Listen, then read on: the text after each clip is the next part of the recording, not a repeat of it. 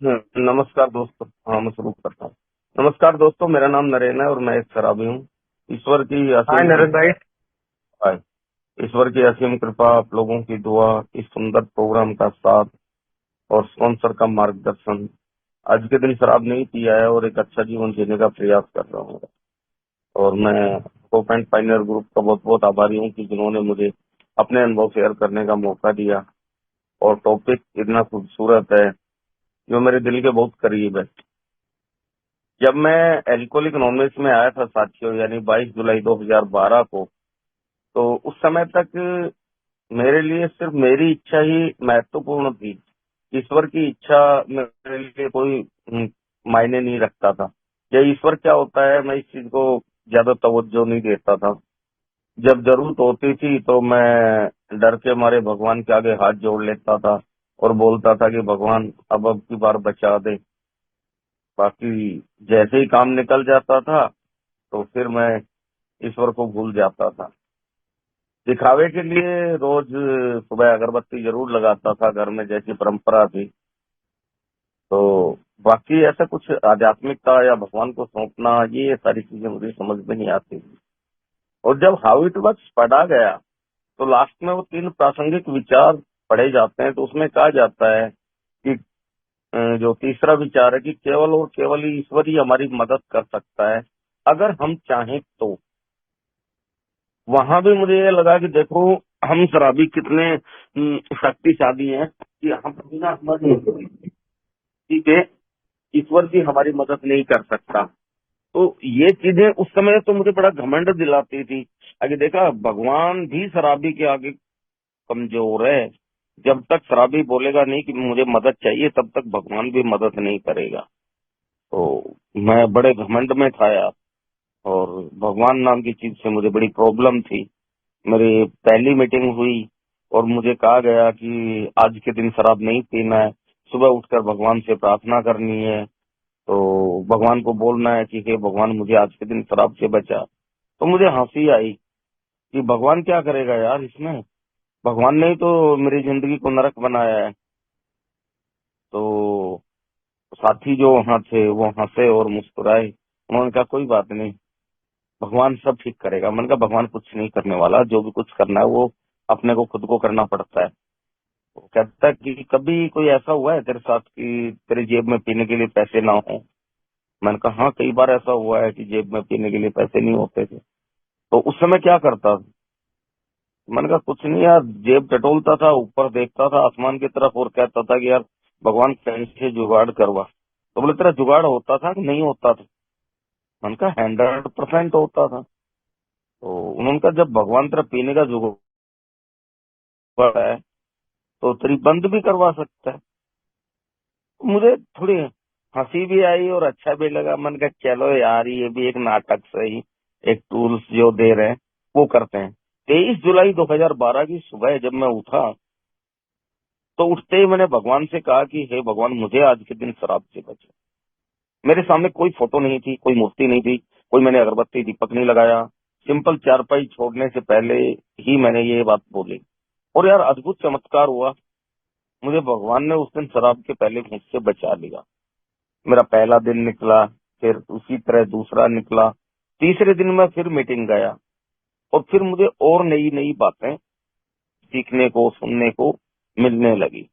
मेरा इंटरेस्ट जगने लगा और ऐसे करके मुझे एक टूल मिल गया कि मुझे आज के दिन शराब नहीं पीनी है और अपना पेट भर के रखना है, मीटिंग आना है, ये करना है, वो करना है। अपना लाइफ अच्छा चलने लगा। दिमाग के किसी कोने में एक चीज बैठी हुई थी कि जब भी कभी मौका मिलेगा तो मौके पे चौका लगा देंगे। मुझे ये कहने में कोई झिझक नहीं है कि उस समय तक मैंने कभी ये नहीं सोचा था कि मैं जीवन भर शराब नहीं पीऊंगा, या आज जैसे मुझे लगभग 13 साल होने वाले हैं अभी, तो इतना लंबा समय मैं शराब के बिना निकाल पाऊंगा। मुझे ये लगता था कि बस कुछ दिनों की बात है, एक बार घर परिवार शरीर पैसा सब थोड़ा सेट हो जाए, फिर मौके पे चौका लगाएंगे, कहीं बाहर जाएंगे तब पिएंगे। अब मजबूरी थी कि हर संडे मीटिंग में जाना पड़ता था। मीटिंग में जाने में एक अलग आनंद आने लग गया था। अच्छा लगता था उन लोगों के बीच में बैठना, बातें करना, अपनी कहानी सुनाना, उनकी कहानी सुनना, बड़ा अच्छा लगता था। मुझे हर संडे का इंतजार रहता था कि मैं मीटिंग जाऊं। अब मीटिंग में जब मैं जाता था तो वहां दोस्ती भी हो गई। तो वहां बात जब आती थी प्रोग्राम करने की, तो मुझे यही नहीं समझ में आता था कि ये प्रोग्राम करना क्यों है। 12 कदमों का प्रोग्राम है, ये पढ़ते हैं। भाई यहाँ पर मैं दारू छोड़ने के लिए आया था, मेरी दारू बंद हो गई है, तो अब मुझे प्रोग्राम की क्या जरूरत है? ये मेरी समझ से बिल्कुल बाहर था और ना ही मैं समझना चाहता था। किताब में लिखा है एक जगह बिग बुक में कि हम संत नहीं है, तो मैं अपने चारित्रिक दोषों को छोड़ना नहीं चाहता था क्योंकि मैं संत नहीं हूँ। आगे फिर बिग बुक में ये चीज लिखा है कि हम में से ऐसा कोई भी नहीं है जो इन कदमों पर पूरी तरह चलने के योग्य हो सका हो।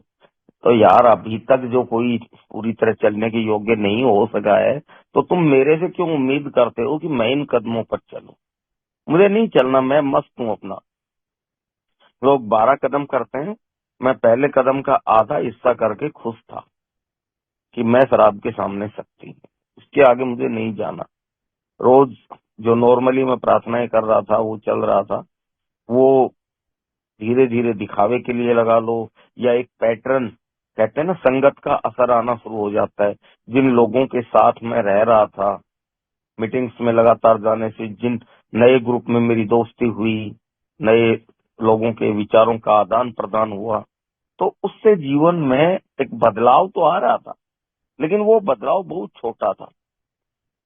उनकी देखा देखी मैं प्रेयर वगैरह करने लग गया था। सेरेनिटी प्रेयर मुझे याद भी हो गई थी आराम से। और ऐसा करते करते लगभग मैंने 18 महीने बिना शराब के निकाल लिए। और फिर मेरे जीवन में एक तूफान आया जो अक्सर मैं शेयर करता हूँ कि मुझे जॉब में बहुत प्रॉब्लम हुई। और मैंने अपने जो मित्र थे या इनिशियल स्पॉन्सर कहूँ, उनको ये सारी चीजें बताई। तो मेरा सवाल ये था कि आप लोग तो कहते हो कि जो बंदा मीटिंग्स में आता रहता है, प्रोग्राम करता रहता है, उसको उसका जीवन बदल जाता है। मेरा जीवन तो उल्टा नरक हो गया।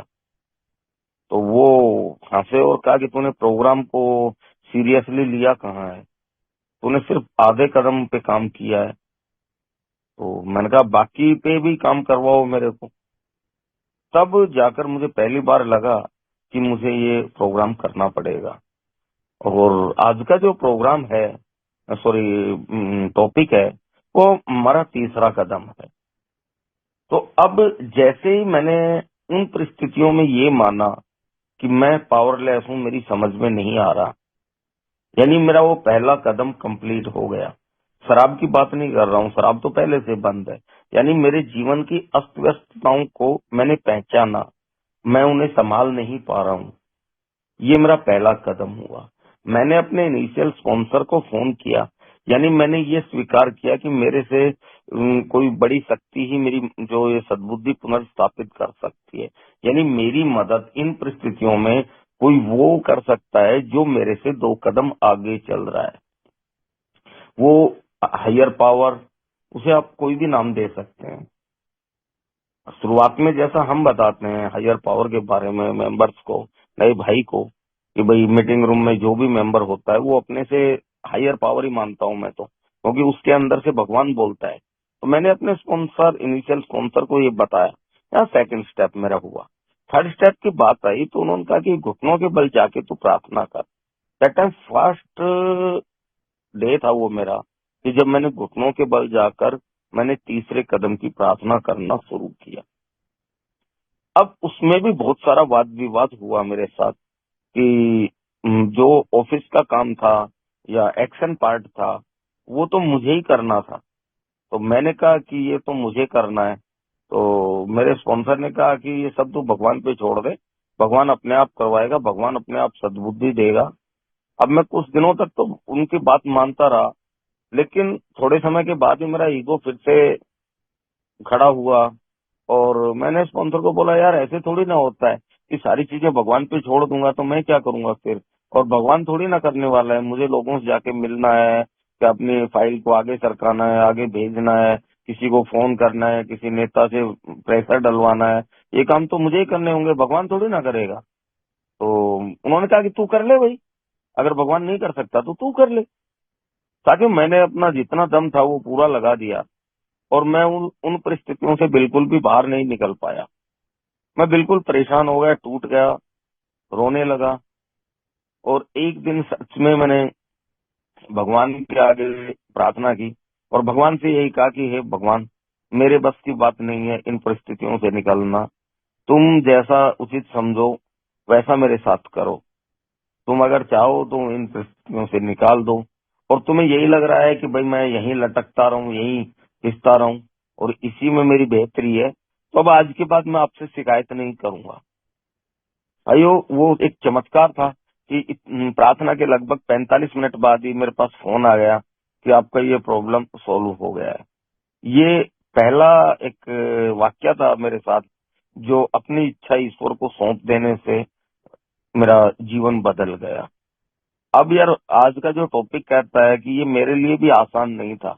अपनी इच्छाओं को, अपने जीवन को किसी अदृश्य शक्ति के हाथों में सौंप देना, ये इतना आसान नहीं है यार, बहुत मुश्किल है ये। लेकिन हम इसको आसान बना सकते हैं, one day at A time, जो टूल्स हमें दिए गए हैं। अब सबसे पहले तो ये कि मेरे लिए अपनी इच्छा को छोड़ना जरूरी क्यों है। भाई, बिग बुक में क्लियरली लिखा है कि स्वयं की इच्छा पर चलने वाला जीवन निरर्थक होता है। हमारी सारी समस्याओं का आधार सेल्फ विल है। जब तक मैं अपनी इच्छा के अनुसार जीवन चलाऊंगा, तब तक मैं रायता ही बिखेरूंगा, कुछ भी अच्छा नहीं कर सकता। क्यों नहीं कर सकता? क्योंकि इसका जवाब भी बिग बुक में दिया गया है कि मेरा सिर्फ शरीर ही नहीं, मेरा दिल और मेरा दिमाग भी इस शराबीपन नामक बीमारी की चपेट में आके खराब हो चुका है। उसको ठीक होने में टाइम लगेगा, और वो ठीक होगा या नहीं होगा हम नहीं कह सकते।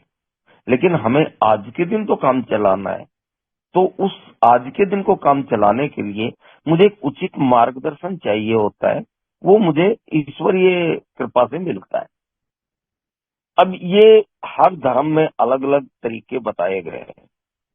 अगर थर्ड स्टेप की मैं बात करूं, तो हमारी जो प्रार्थना है, ओम जय जगदीश हरे, तो हम सनातनी हिंदू लोग करते हैं, वो मैं कहता हूँ कि थर्ड स्टेप का बेस्ट एग्जाम्पल है। उसकी एक एक लाइन थर्ड स्टेप को समर्पित है। चाहे आप गीता उठा लो, चाहे बाइबल उठा लो, चाहे कोई और उठा लो, हर धर्म का जो आधार है, ईश्वर से जुड़ने की जो कड़ी है, जो मेन दरवाजा है जिसे हमें पार करना होता है, वो होता है सेल्फ से। चाहे हम गीता का एग्जाम्पल दें कि भगवान श्री कृष्ण अर्जुन को जब गीता का ज्ञान देते हैं, तो वो यही तो कहते हैं कि तू तो कर्म कर, फल की इच्छा मत कर, तो तेरी मत चला, मेरे पे छोड़, मैं सब कुछ ठीक करेगा। तो वैसा ही हर जगह होता है। हमारे अल्कोहलिक एनोनिमस में भी जब हम आते हैं, तो जब तक शराब बंद नहीं होती, जब तक कि मैं शराब के आगे सरेंडर नहीं करता, समर्पित नहीं होता, समर्पण का भाव ही मेरे अंदर विनम्रता लाता है, और विनम्रता से ही मैं धीरे धीरे आध्यात्मिकता की ओर जाता हूँ। विनम्रता से मेरे अंदर ग्रेटिट्यूड आता है, और ग्रेटिट्यूड से फिर मैं स्पिरिचुअलिटी की ओर जाता हूँ। तब जाकर मेरा जो ये स्पिरिचुअल जर्नी है, ये चालू होती है। मैं सिर्फ अगर शराब ना पीऊं और बाकी चीजों पर काम ना करूं, तो जीवन में कुछ खास बदलाव आने वाला नहीं है। मेरे चारित्रिक दोष मुझे परेशान करते रहेंगे अगर मैं इन पर काम नहीं करूं। अब चारित्रिक दोषों को पहचानूं, उसके लिए ही तो जरूरी है कि मैं सबसे पहले अपना जैसा मैं हूं वैसा भगवान के आगे मैं सरेंडर करूं, खुद को स्वीकार करूं। और वो करना एक आम आदमी के लिए भी आसान नहीं होता है। हम तो शराबी आदमी है। हम गाड़ी में बैठे होते हैं, ड्राइवर गाड़ी चला रहा होता है, और कहीं झटका लगता है, ब्रेक लगाने की बात आती है, तो अक्सर कई लोग, सब लोगों के साथ होता होगा कि जो साइड वाली सीट पे बैठा होता है उसके पैर भी वो ब्रेक लगाने वाला एक्शन कर रहे होते हैं कई बार। यानी हमें पता है कि स्टेयरिंग हमारे हाथ में नहीं है, ब्रेक हमारे पैर के नीचे नहीं है, लेकिन फिर भी मेरे जैसा व्यक्ति वहां पे गाड़ी को कंट्रोल करने का एक्ट करता है। क्यों? क्योंकि सेल्फ विल हमारे अंदर इतनी समाई हुई है कि हम कंट्रोल को छोड़ना नहीं चाहते। हम बस में जा रहे होते हैं और हमें ड्राइवर अगर गलत चला रहा होता है तो हम उसको बार बार जाके बोलते हैं, रोकते हैं, क्योंकि हमारा नियंत्रण उस ड्राइवर पर है, हमारी रीच उस ड्राइवर तक है। जिस व्यक्ति तक हमारी रीच होती है हम उसको जाकर नियंत्रण करने का प्रयास कर सकते हैं। लेकिन जब बात आती है हायर पावर की, तो हायर पावर हमारी रीच से दूर है, वो अदृश्य है, ना तो हमने उसे देखा है और ना ही हम उस पर नियंत्रण कर सकते हैं। तो हम सहज ही उस पर विश्वास कर लेते हैं। अगर कोई आपको ये कहे कि आज आप जिस कार में बैठकर जा रहे हैं वो ड्राइवर आज पहली बार कार चलाएगा, तो हम में से कोई भी बैठने को तैयार नहीं होगा। और हम जब ट्रेन में जा रहे होते हैं तो पता नहीं कितने ड्राइवर ऐसे होते हैं कि जिनकी पहले दिन ज्वाइनिंग होती है, या क्या पता उसने ड्राइविंग अच्छे से आती हो या नहीं आती हो, क्या पता उसने शराब पी रखी हो। हम निश्चित होकर अपना जीवन उसको सौंप देते हैं ना, परवाह नहीं करते, क्योंकि वो हमें दिखता नहीं है, हम उस तक पहुंच नहीं पाते हैं, हमारी रीच नहीं है।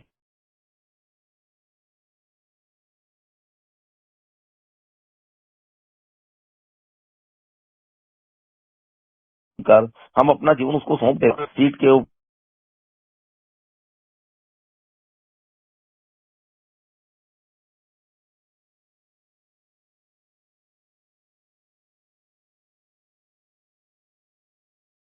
या उसका आज पहला दिन है अपना जीवन तो फिर मैं निश्चित हो सकता हूँ।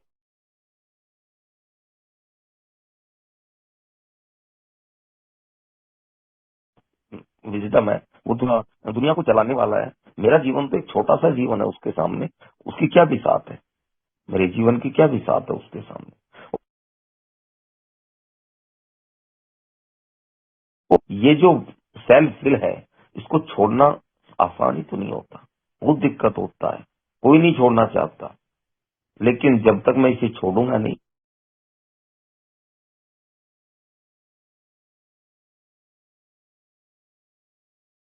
एक अच्छा और एक उपयोग बदला हुआ जीवन जीना है, तो हमारे इन 12 कदमों का आधार है ये तीसरा कदम, जहां मैं अपनी इच्छा और अपने जीवन को अपनी समझ के ईश्वर को सौंपने का निर्णय लेता हूँ। और सिर्फ निर्णय लेना है।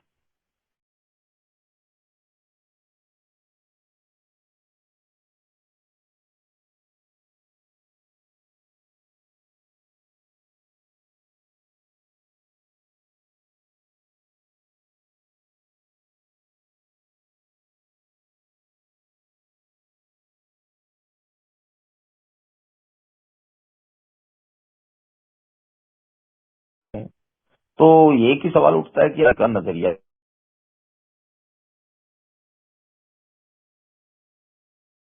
प्रार्थना जब लोग मीटिंग में कर रहे होते थे तो मेरे मन में गालियां चल रही होती थी ईश्वर के प्रति, इतना ज्यादा रिजाइनमेंट भरा था।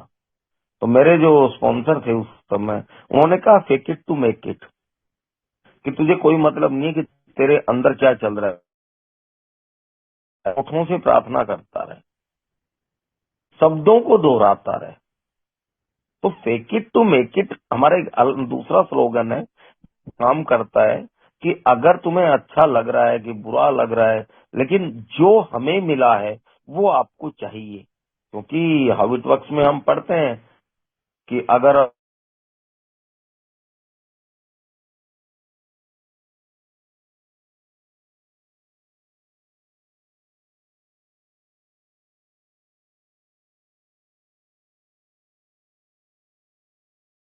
ये तो आपको देखना है ना कि आपके लिए आप किस लेंथ में जाना चाहते हैं, ये आपको देखना है। तो पहला काम तो यही करना होगा कि मुझे प्रार्थना करनी पड़ेगी, एक बार नहीं, जितनी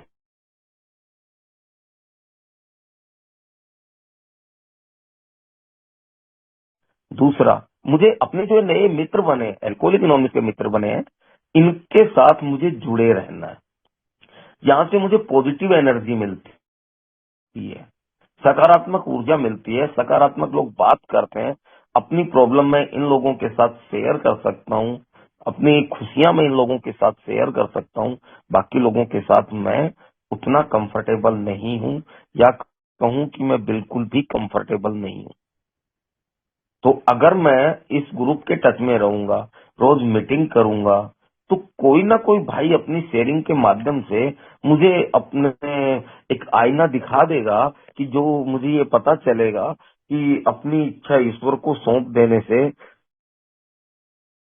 उन्हें फायदा मिला है, और उन्होंने कैसे इस चीज को शेयर किया, कैसे भगवान को अपना जीवन समर्पित किया। ये सारी चीजें मुझे देखने को मिलती हैं। इसके अलावा मुझे डेली बेसिस पे काम करना पड़ेगा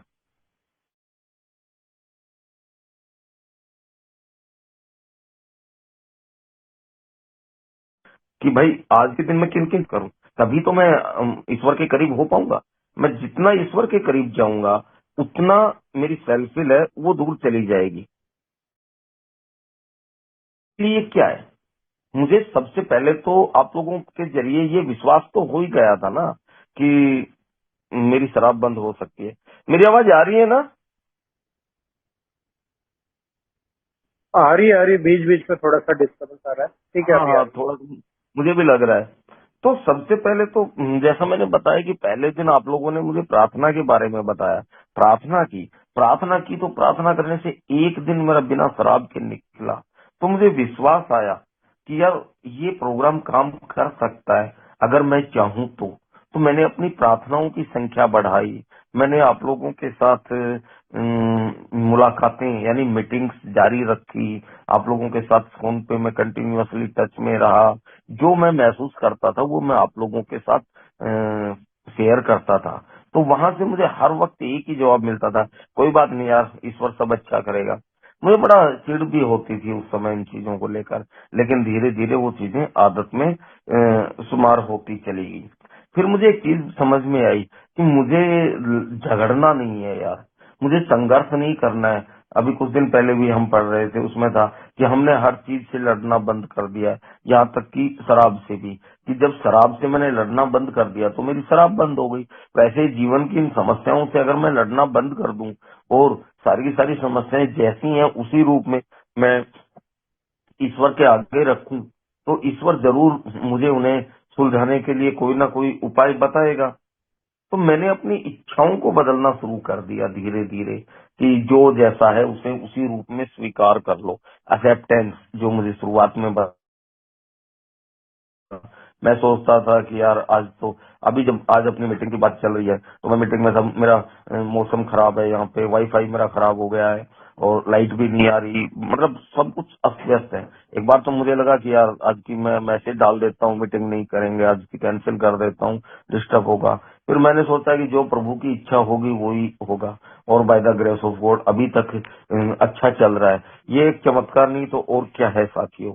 तो अपनी इच्छा को ना चलाकर मैं उसके ऊपर छोड़ देता हूँ, और इसका तरीका समझ में ही नहीं आता था शुरुआत में, कि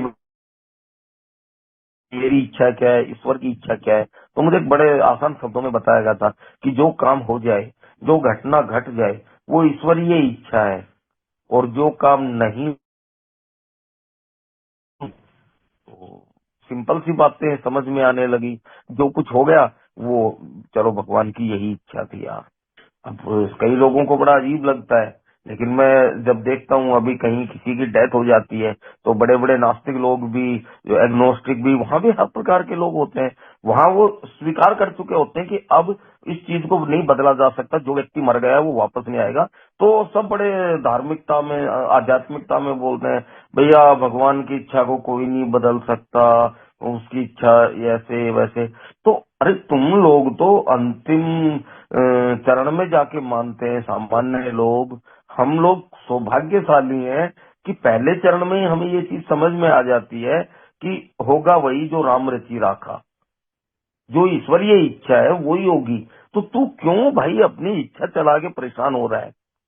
तेरी इच्छा की कोई वैल्यू थोड़ी ना है, इच्छा तो उसी की है। और जब ये सारी चीजें मैं करता हूँ ना, और एक एक दिन के हिसाब से ही चलता हूँ, अब मैं जीवन भर की बात करूँ तो शायद इतनी जल्दी ईश्वर पे विश्वास नहीं आएगा, लेकिन जब मैं इन चीजों को one day at A time लेता हूँ तो साथियों कुछ ना कुछ घटनाएं ऐसी घटती हैं दिन में जिनसे मेरी हायर पावर के प्रति विश्वास और मजबूत बन जाता है, और उससे मेरा जो वो भगवान के प्रति समर्पण है वो और बढ़ता है। इससे मेरा जीवन शांत हो जाता है। मेरा जीवन अस्त व्यस्त था, मेरे जीवन में इतनी उथल पुथल मची हुई थी, हम सबके ही शराबियों के जीवन में ये सब रहता है। लेकिन जब मैं एक दिन ईश्वरीय इच्छा पे निकालता हूँ कि हे प्रभु आज के दिन मैं सिर्फ तेरी इच्छा के अनुसार जीवन यापन करूंगा, बाकी सब देखा जाएगा, तो वो जीवन मेरा बड़ा आसान गुजरता है। और फिर ईश्वर मुझे अपना गाइडेंस देता है आप लोगों के माध्यम से कि यार मुझे क्या करना है। हम में से कोई भी यहाँ पर धर्म गुरु नहीं है, कोई भी ऐसा नहीं है कि जिसने कोई ऑफिशियल डिग्री ले रखी हो शराबीपन पर। हाँ, लेकिन किसी भी पीएचडी होल्डर से हम कम नहीं है, सारे के सारे बेवड़े सब दारू पी के सारे अनुभव लेकर यहाँ पर आए हैं।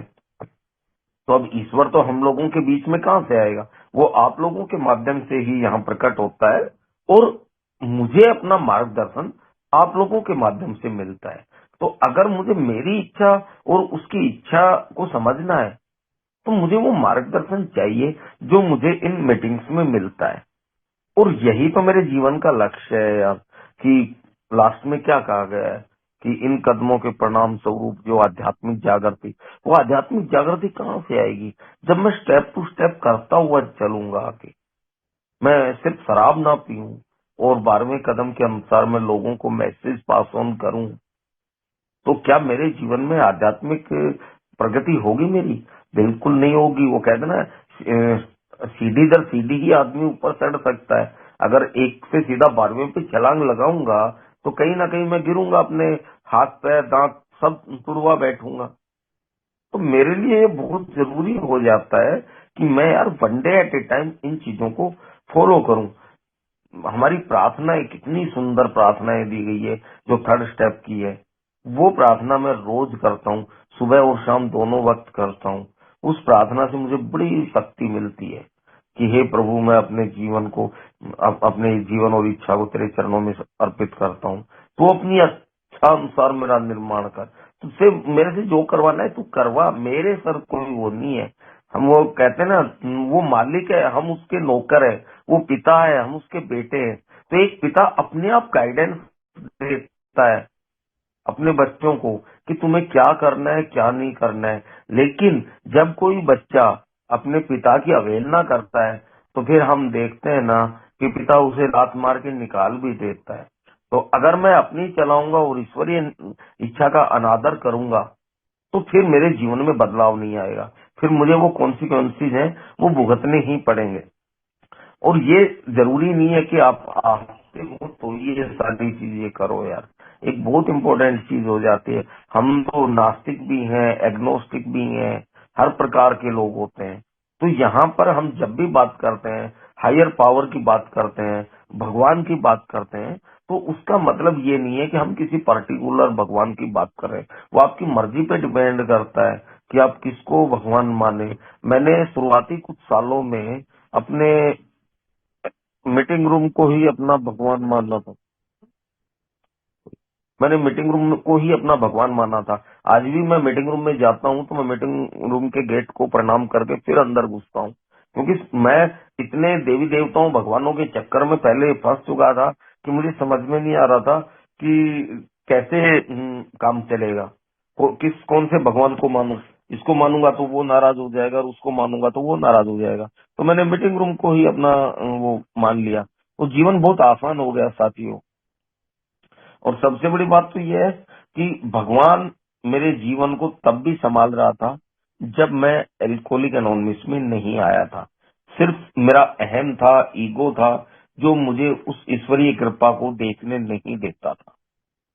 एल्कोहलिक एनोनिमस में आने के बाद आप लोगों के सहयोग से सबसे जरूरी चीज हुई कि मेरी दृष्टि चेंज हो गई, मुझे दिखना शुरू हो गया, मुझे ये चीज समझ में आने लगी कि I can't but together we can. मैं अकेला कुछ नहीं कर सकता, शराब भी बंद नहीं कर सकता, मैं अपने जीवन में बदलाव नहीं ला सकता। अगर वो चीज ला सकता हूँ तो वो आप लोगों के सहयोग से ही आ सकती है, और इसके लिए मुझे अपने आप को one day at A time काम करना पड़ेगा। और जब एक बार मैं अपनी इच्छा ईश्वर को सौंप देता हूँ, और उसके बाद मेरे लिए दरवाजे खुल जाते हैं, मेरी दृष्टि है ना, मेरा विजन है वो क्लियर हो जाता है, मुझे दिखने लग जाता है कि भगवान मेरे लिए क्या क्या अच्छा कर रहा है। जब तक मैंने तीसरा कदम नहीं लिया था, तब तक मैं अपने आप को चूजन वन नहीं मानता था। मैं सोचता था कि वो सत्यमेव जयते का प्रोग्राम टीवी पे आ गया और उसके जरिए मुझे मैसेज मिल गया और मैं पहुंच गया।